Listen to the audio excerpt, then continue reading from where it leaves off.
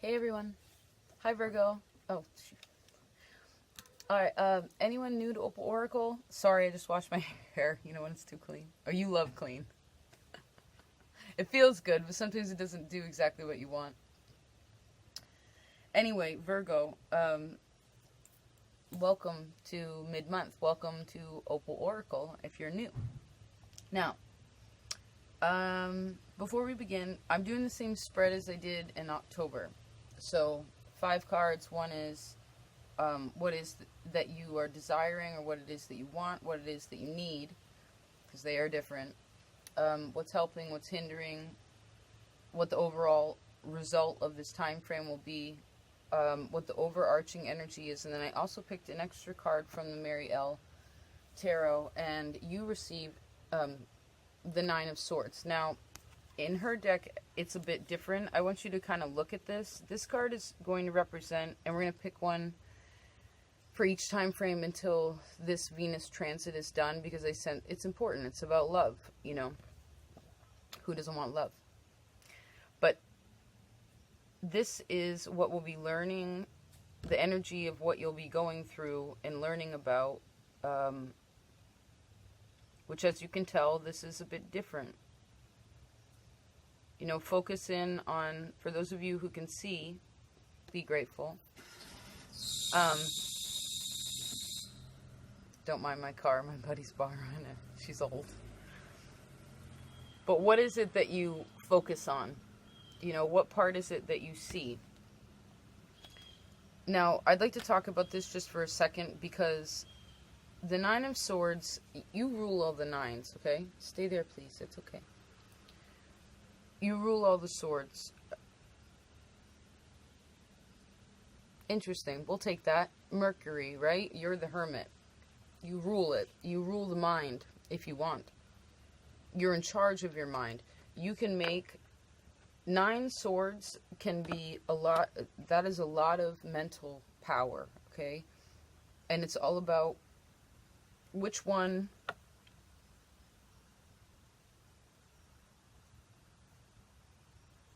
You know, there are many towers in this card. I see that when you're starting to also understand more about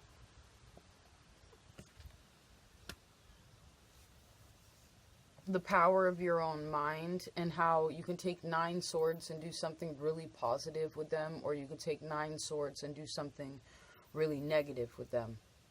You can be more in the shadow or more in the positive. Either one will teach you something, so there's no wrong way to go about it, but there's something about understanding your ability within the mind and how that affects your heart, how that affects your ability to express and share and receive and give love. Now, what you want, I actually haven't showed anybody else. You have the King of Wands. What do you need? Ace of Pentacles. Those 2 cards are good together. What's helping? Queen of Pentacles. Awesome. What's hindering? Judgment. And what's the overall, what you'll be learning? Which is a card very much about learning. I like that you, the overarching energy also is another pentacle, 4 of Pentacles. So, and we actually have 4 pentacles on the board. It was exactly 4 minutes. I said it 3 times, right? That's 12. That's your opposite, Pisces. So there's something that I sense is coming together more about this 9 of Swords.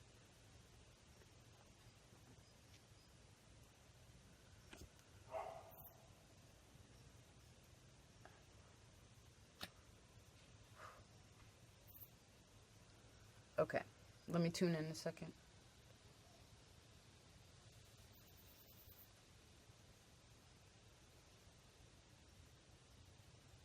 Well, what you want is to be more in charge of something. Maybe a little bit more passionate about something. Like when you please, like really being in a position of handling it in the most exuberant, expressive way, right? The King of Wands is probably, I'd say, the least serious out of all of them, right? There's a possibility where,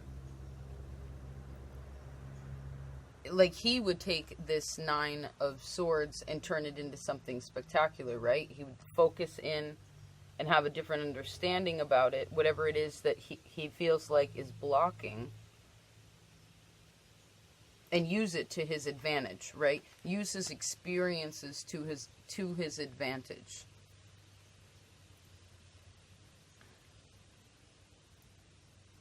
Now, what you need, I guess what you need to see that something new is happening, and that it's very important, because he is turning his back on it, what you want and what you need. They're going in completely different directions, okay? It doesn't mean that they can't exist in the same space and time. Apparently they are. They're very close to one another. But there's something about responsibility attached to this, where you feel like, for a lot of you, it's where Saturn is in your chart.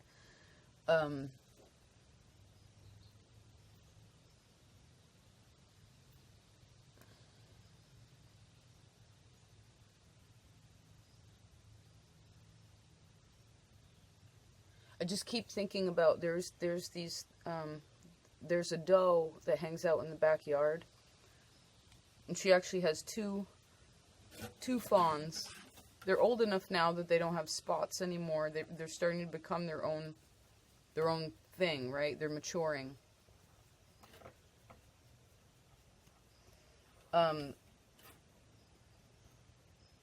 But they really take it easy, you know, deer. They're very graceful. They're very quiet. I think deers are actually a lot like Virgos in a way.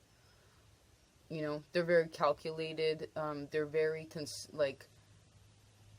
they're always considering what it is that's going around them. They're very cautious when they do a lot of things.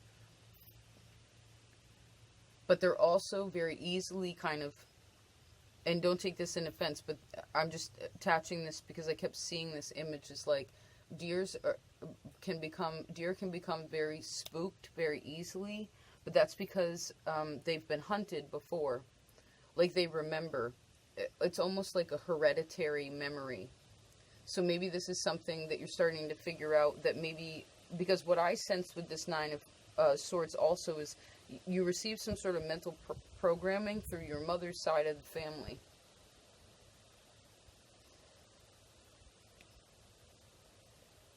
And I heard, for a lot of you, you kind of wish you could give more, you could give kind of a, how do I want to say it? Like the way that your dad gives a shit about something or doesn't give a shit about something, even whether at whatever point you thought that was or wasn't acceptable, but where there's something casual about your dad, sort of like pish-posh's responsibility in some way or another, and not necessarily making the same action or choices that he's made. This is very interesting, but that you take that hereditary skill and apply it in a different way. Again, you want Nine of Swords, like the traditional, that's a whole bunch of victim mentality. Right now, being a Virgo, I would say that there's a reason wherever Virgo is in your chart. You know, it's a very serious sign. But part of your lesson is to not be so serious, right? Because the deer, yes, they're aware, and yeah, they're a little on guard at times, but it's only because they actually hear something that they know comes from something that sets them off, to remind them that it was something that hurt them last time, right? But it doesn't mean that it's going to happen again. It's about taking a minute, because when deer get in tune, like say they're just grazing and chilling out and doing their own thing, and then all of a sudden they're like, I hear something, and they freeze, right?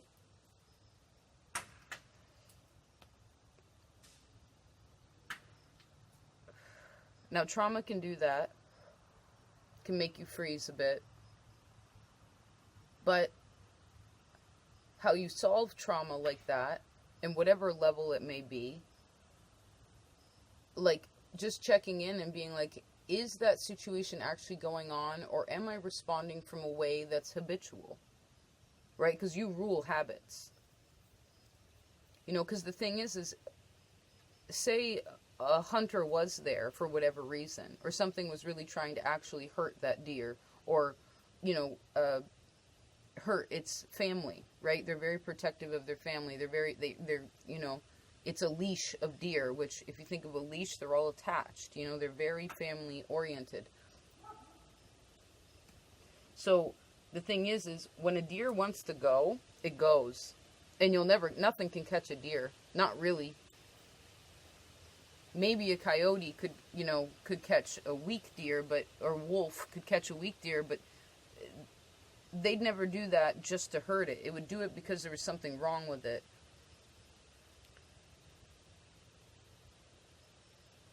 Interesting analogy. Obviously, deer is important to you. I'll put something below.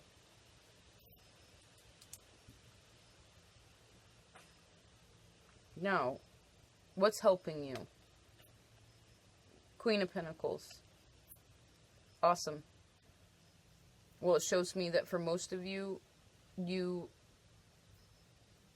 what's helping is that you're really starting to understand that you hold your own stability in your hand.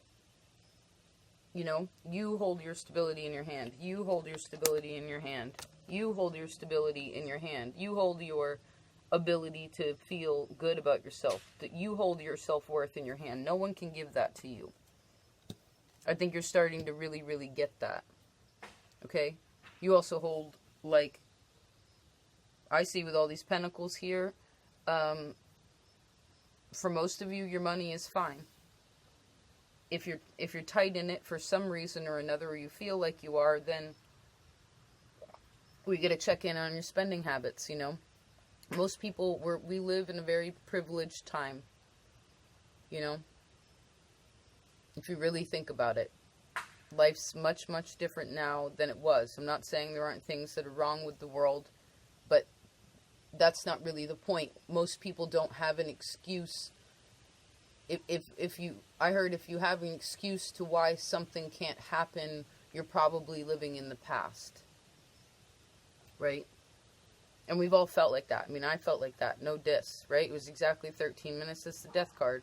Scorpio's generally really connected to you. It's interesting you don't have any cups here.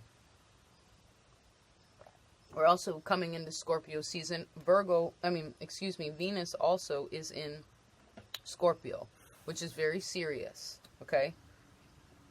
You may be doing a little bit of backtracking too, and understanding, like, with this Nine of Swords, and this is like, there's going to be certain things that help you to understand to, like, what is the overarching energy of my own psyche, as well as my heart, like, what am I still holding in my heart chakra that affects my ability to understand the power of my own mind. You are ruled by Mercury, right?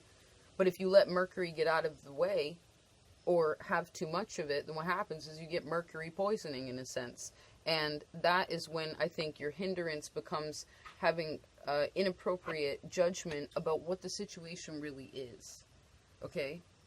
And then I heard the word trauma again. So maybe really checking in with that. Also, Mercury in Scorpio is happening. Venus in Scorpio. We're coming into Scorpio season. This is all very much about, well, it's about a lot of things that are really deep. The end of Jupiter in Scorpio is also coming to a close. But overall, Scorpio is very powerful, and we've been talking about it a lot for those of you who have been here this year, and it can express about, like, kind of like psychology of things, you know, and you're such a thinker, so it's important for you to, I guess also a message is, it's important for you to know that you are safe and loved and protected. You also need to understand what your grounding skills are, okay? Like, how do you ground yourself? How do you keep how do you take up the responsibility of grounding yourself, your own mind, etc.? Okay. Of course. The bottom of the deck, we actually had the Page of Cups, and beneath that, there's Scorpio's card. This is actually Pisces, but here's a bunch of water. Okay. I also see this as, like, a real shift in your inner child. Also, like, what is your creative process, Virgo? I know, because look, serious, right? Serious. The only things that really aren't serious here, this can even be serious, right? Because you're like, oh, I gotta till the garden, I gotta put in these seeds, I gotta do all this and that, I'm thinking about next season, da-da-da-da-da. This is not serious, this is not so serious. This is kind of fun. You know, because I sense here also, with all these pentacles, is that you're ready for the winter, right? Wherever you live, you're ready for the winter. So,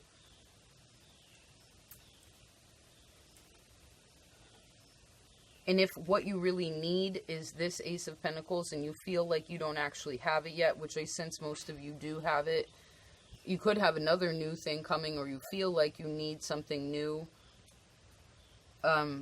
You already have what it is that you need, though. So I guess you got to ask yourself, well, I heard two things. One is what is it that you already have that you feel like you need? And number two is, if you feel like really you need this, like say you need a job or whatever, but it shows me you're fine. For the most part, at least, like, your bases are covered, right? But if you want this, then you got to go out and get it. You got to take what it is. Like, you really want to be the King of Wands? Well, then turn around and recognize, like, go get it. You know, like, don't look into the past, look into the future, right? This is going right into the future. You know, paying attention, again, which nine of swords do you want? All right. My loveliest, and I've been saying this all month and I don't care, my homegirl Danielle, which I'm very grateful for, sent me this beautiful book called The Warrior of Light. It's the author who wrote The Alchemist. I like the way it feels and smells, and I just like real books, you know, real tangible things. You can hug it, you know, you can fall asleep with it on your chest, like, you can smell it. Anyway, Virgo, something about that, right? All this earthly, too, like, really being in touch with what it is that you have, okay? And being a part of that. And I feel like that feel, smell, touch, all this, that's Taurus. That's the one that comes before you. Like, how can you be more in tune with your five senses? That could be another way for you to ground yourself. Like, really, don't just think about it, right? Don't get all wrapped up in your head about it. Like, no, like, if you have people around you, love them, hold them, hug them, you know, be more touchy-feely, I guess, than maybe you would. Be more in tune with the physical things that you actually have, because we're so grateful. We should be so grateful to have what we have. Now, Virgo. This is so interesting. This one, you're the third one that received this. So if you watch the other videos and it's a repeat, well, I guess this message is very important. It says, a warrior of the light is reliable. He makes few mistakes. He sometimes thinks he is more important than he really is, but he does not lie. When people gather around the fire, he talks to his friends, male and female. He knows that his words are stored in the memory of the universe, like a testimony of what he thinks. The warrior asks himself, why do I talk so much when often I am incapable of carrying out everything that I say? His heart replies, when you defend your ideas in public, then you have to make an effort to live accordingly. It is because he believes... Chesta! Freaking dog. Stay, okay? It's okay. It is because he believes that he is what he says he is, that the warrior ends up becoming precisely that. You know, what's that saying? I'll see it when I believe it.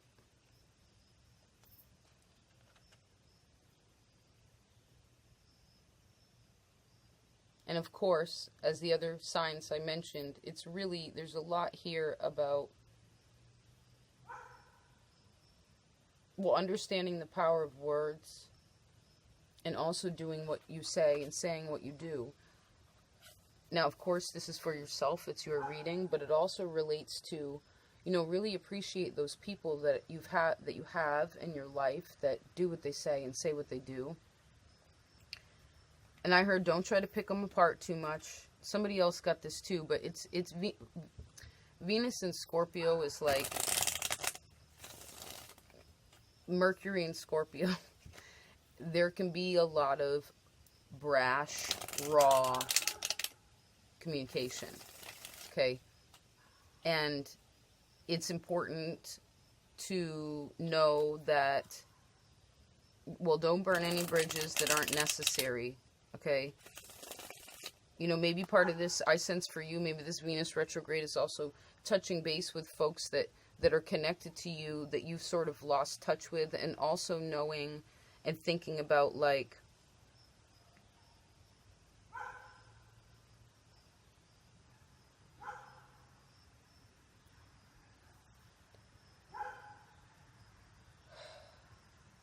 there's a reason why certain things aren't in your life anymore, you know, and that what's happening now is all happening because of the things that stopped being a part of your life, that are no longer around in your fire circle, you know.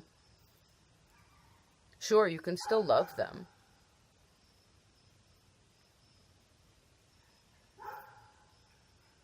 but things change, right?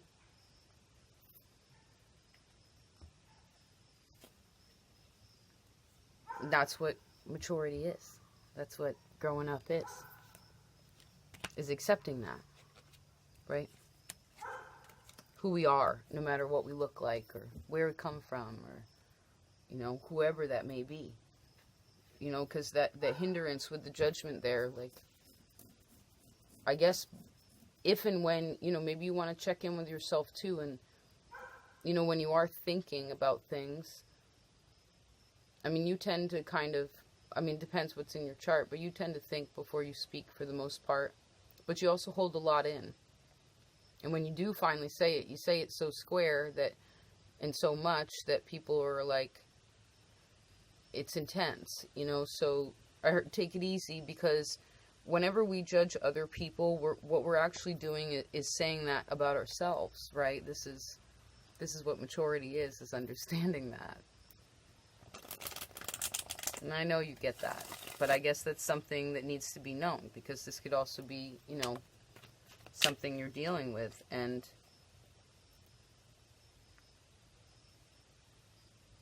I do see, like I said, like thinking like your mom, you know, but understanding now, like, those kinds of things, like, and then I heard knowing what to keep and what to let go of, you know, in your heart specifically. All right. Love you so much. Take care. Peace.